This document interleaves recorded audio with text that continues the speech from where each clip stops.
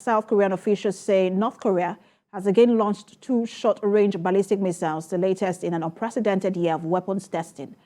South Korea's Joint Chiefs of Staff say both missiles were launched into the waters between the Korean Peninsula and Japan. Citing Ministry of Defense information, the Japan Coast Guard also says it believes a ballistic missile had fallen outside of Japan's exclusive economic zone. This marks the 36th day that North Korea has fired missiles this year alone.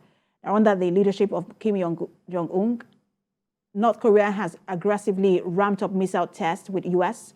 and South Korean experts warning that it could be preparing for a nuclear test, which would be its first in more than 5 years.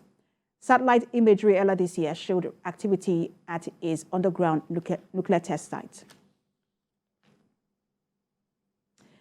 And joining me now to discuss North Korea's troubling weapons proliferation ambition is an international and constitutional law expert, Livingston Wechie. Good to have you join us.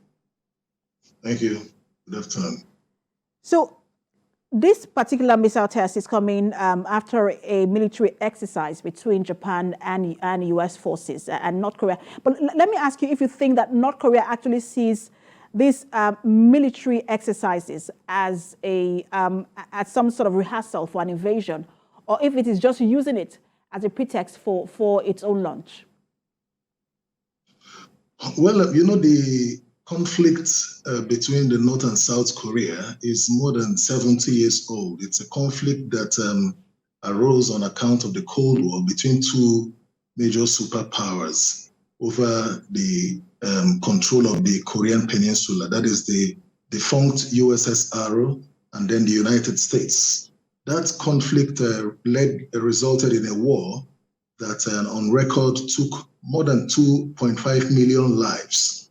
And after the division between the South and North Korea, South Korea entered into what you call a mutual defense treaty with the United States to fortify its defense system against North Korean invasion, as well as the invasion by its allies, that is China, today's Russia, and other allied nations that work with that bloc. So that tension has continued for more than 70 years. And recently you note that there was a visit by the Speaker of the U.S. Congress, Nancy Pelosi, whose visit generated a lot of tension that brought about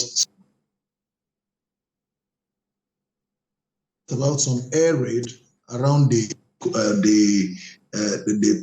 Korean Peninsula. As a matter of fact, if you take a cursory look at this age-long crisis, you will come to conclusion that North Korea is not resting. It is still making advances to lay claim of the governance of the whole of Korea, because at the core of this crisis is the legitimacy of control. Both the North and the South are respectively laying claim of ownership and governance over the whole of Korea. And that is what has sustained that division between these 2 warring countries. So, but the North Korean government... If I may quickly jump in here, because this is not just about South Korea and North Korea anymore. Japan is also now in the mix. And we've seen how Japan also just recently increased its military budget. And that's on the one hand. So there's South Korea, North Korea, and Japan on the one hand. There is China-Taiwan aggression on the other hand. Is there a likelihood of a full escalation in Asia anytime soon? Of course, there is a likelihood of a full escalation if the current situation is not properly managed.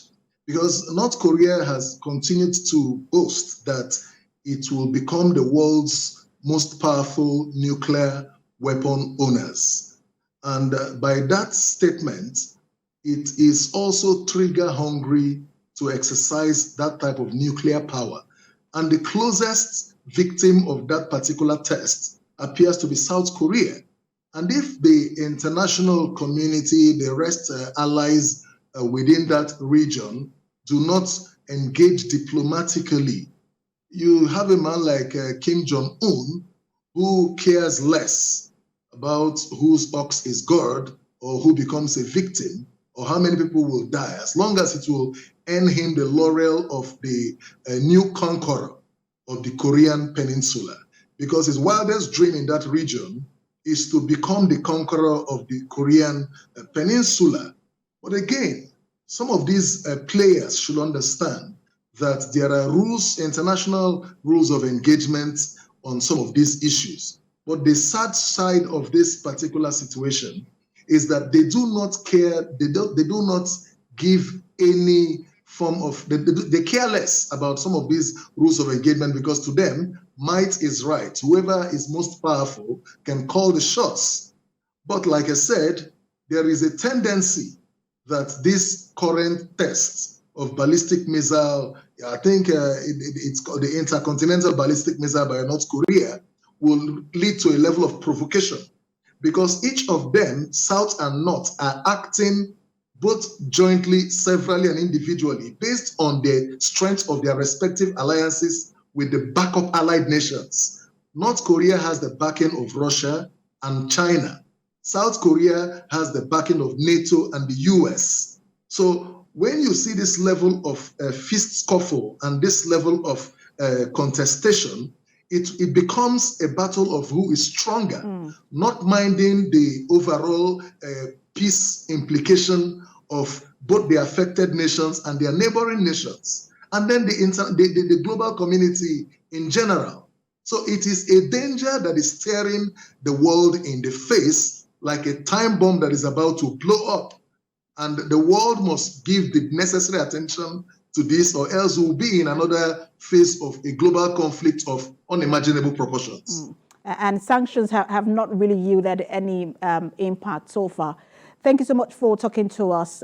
International and constitutional law expert, Livingston Wechie.